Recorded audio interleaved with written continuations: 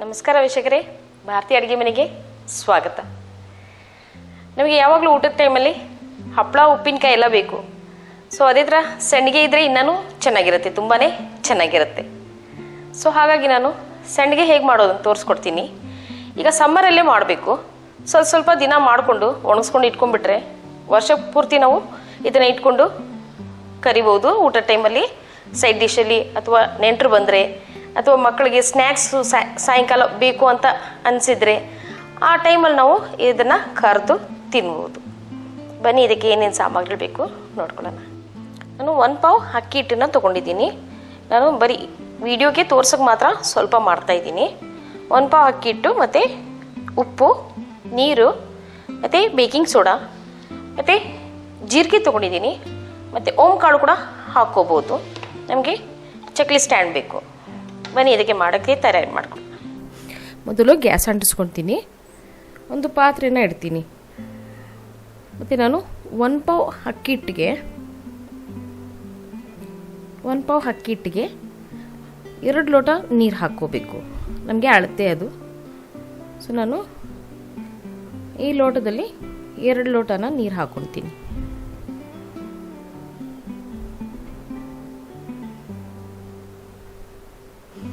ಮತ್ತು ಸ್ವಲ್ಪ ಉಪ್ಪು ಹಾಕ್ಕೊತೀನಿ. ಸ್ವಲ್ಪ ಕುಕ್ಕಿಂಗ್ ಸೋಡಾ.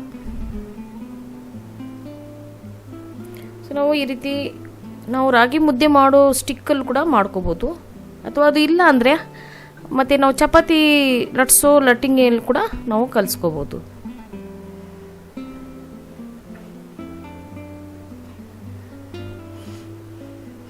ನೀರು ಕುದೀತಾ ಇದೆ. ಸ್ವಲ್ಪ ನೀರು ತೆಕ್ಕೊತೀನಿ. 1/4 ಲೋಟ ಅಷ್ಟು ನೀರು ತೆಗೆದಿದ್ದೀನಿ. ಈಗ ಹಿಟ್ಟು ಹಾಕ್ತೀನಿ. ಅಕ್ಕಿ ಹಿಟ್ಟು ಹಾಕ್ಕೊಂಡು ಚೆನ್ನಾಗಿ ಕಲಿಸ್ಕೋಬೇಕು.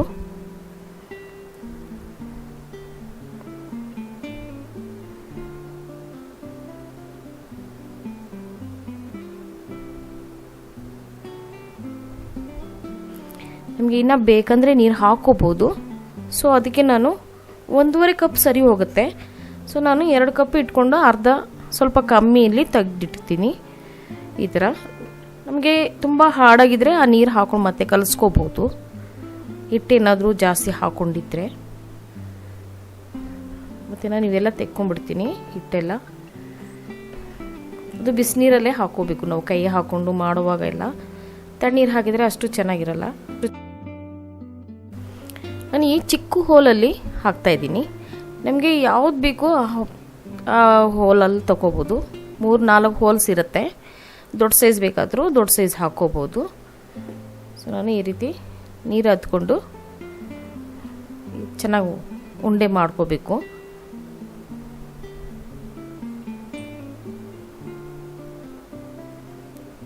ಈ ಚಕ್ಲಿ ಸ್ಟ್ಯಾಂಡ್ಗೆ ಹಾಕ್ಕೊಂಡು ನಾವು ಒತ್ತಬೇಕು. ನಮಗೆ ಜಾಸ್ತಿ ಬೇಕಂದರೆ ಜಾಸ್ತಿನೂ ಮಾಡ್ಕೋಬೋದು. ನಾನೊಂದು ಪ್ಲಾಸ್ಟಿಕ್ ಸೀಟ್ ತೊಗೊಂಡಿದ್ದೀನಿ. ಆ ಸೀಟ್ ಮೇಲೇ ಹಾಕ್ಕೊಂಡು ಆಮೇಲೆ ಬಿಸಿಲಿಗೆ ಇಡಬೇಕು. ಸೀಟ್ ಮೇಲೇ ಹಾಕ್ತೀನಿ. ಪ್ಲಾಸ್ಟಿಕ್ ಸೀಟಲ್ಲಿ ಈಸಿಯಾಗಿ ಬಂದ್ಬಿಡುತ್ತೆ ನಮಗೆ.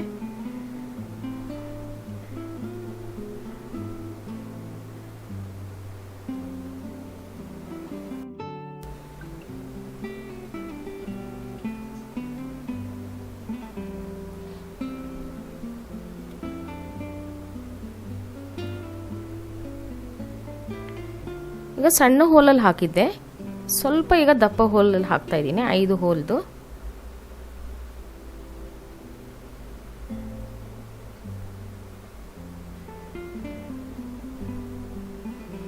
ಸ್ವಲ್ಪ ದಪ್ಪ ಬರುತ್ತೆ, ಚೆನ್ನಾಗಿರುತ್ತೆ ಇದನ್ನು.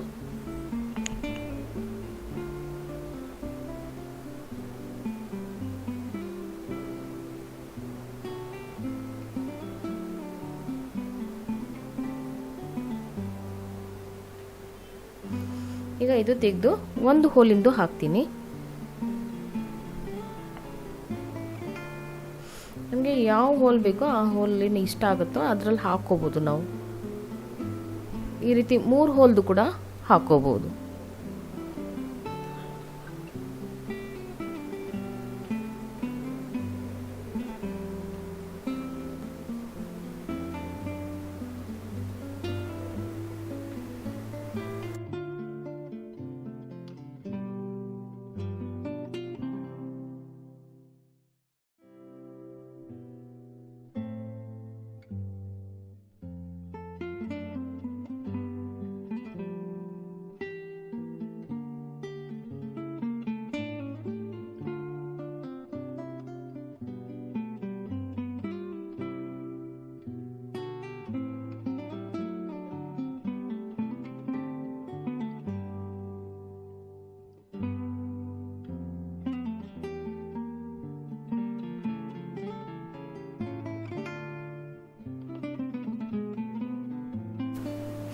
ಈಗ ನಾನು ಜೀರಿಗೆ ಹಾಕೊತೀನಿ. ಇದು ಸ್ವಲ್ಪ ಬಿಸಿ ನೀರಲ್ಲಿ ಕುದಿಯುವಾಗ ಹಾಕಿದರೆ ಬಣ್ಣ ಚೇಂಜ್ ಆಗುತ್ತೆ. ಸೊ ನಾನು ಆಮೇಲೆ ಈ ರೀತಿ ಹಾಕೋಬೇಕು, ಚೆನ್ನಾಗಿರುತ್ತೆ. ಹಿಂಗೆ ಹಾಕೊಂಡು ಮಿಕ್ಸ್ ಮಾಡಿಕೊಂಡ್ರೆ ಚೆನ್ನಾಗಿರುತ್ತೆ. ಇಲ್ಲಾಂದರೆ ಕಲರ್ ಬಿಟ್ಕೊಂಡ್ಬಿಡುತ್ತೆ, ಕಲರ್ ಬಂದ್ಬಿಡುತ್ತೆ. ಸ್ವಲ್ಪ ಈ ರೀತಿ ಬೆಳ್ಳಗೆ ಬರಲ್ಲ. ಚೆನ್ನಾಗಿ ಮಿಕ್ಸ್ ಮಾಡಿಕೊಂಡು ನಾನು ಮತ್ತೆ ಸ್ವಲ್ಪ ದಪ್ಸೆ ಹೋಲಲ್ಲೇ ಹಾಕ್ತೀನಿ. ತುಂಬ ತೀರಾ ಸಣ್ಣದ್ರಲ್ಲಿ ಹಾಕಿದರೆ ಜೀರಿಗೆ ಅಷ್ಟಾಗಿ ಬರಲ್ಲ. ಸೊ ನಾನು ಸ್ವಲ್ಪ ದೊಡ್ಡ ಹೋಲಲ್ಲೇ ಹಾಕ್ಕೊಳ್ತೀನಿ, ಈಸಿಯಾಗಿ ಬಂದ್ಬಿಡುತ್ತೆ.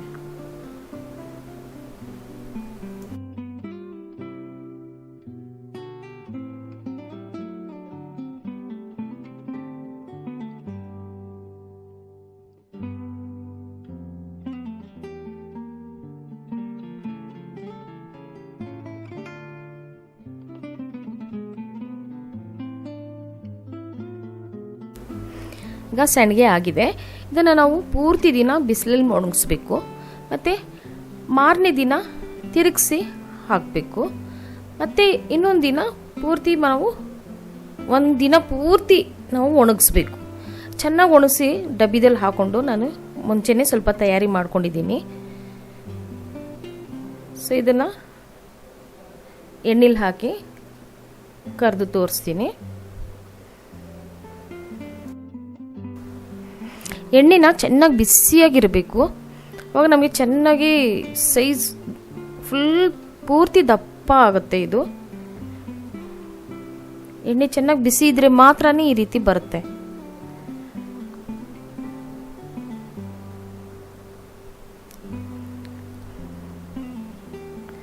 ಸೊ ನಾವು ಈ ರೀತಿ ಕರೆದು ಇಟ್ಕೋಬೇಕು. ಈಗ ಸ್ವಲ್ಪ ದಪ್ಪ ಸೈಜು ಅದು ಹಾಕ್ತಾ ಇದ್ದೀನಿ.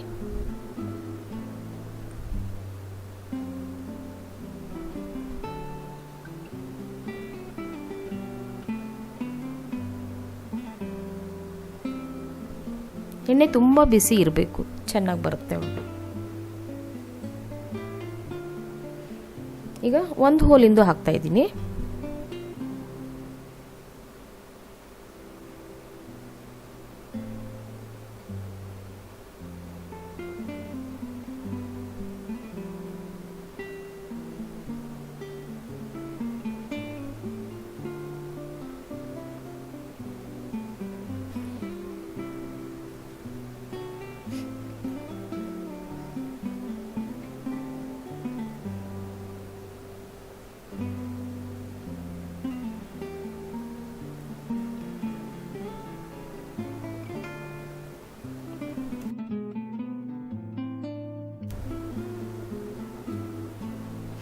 ಈಗ ನಾನು ಸ್ವಲ್ಪ ಚಾಟ್ ಪೌಡರ್ ಮತ್ತು ಮೆಣಸಿನ ಪುಡಿನ ಹಾಕಿ ಈ ರೀತಿ ಕೂಡ ಸ್ನ್ಯಾಕ್ಸ್ ಟೈಮಲ್ಲಿ ತೊಗೋಬೋದು.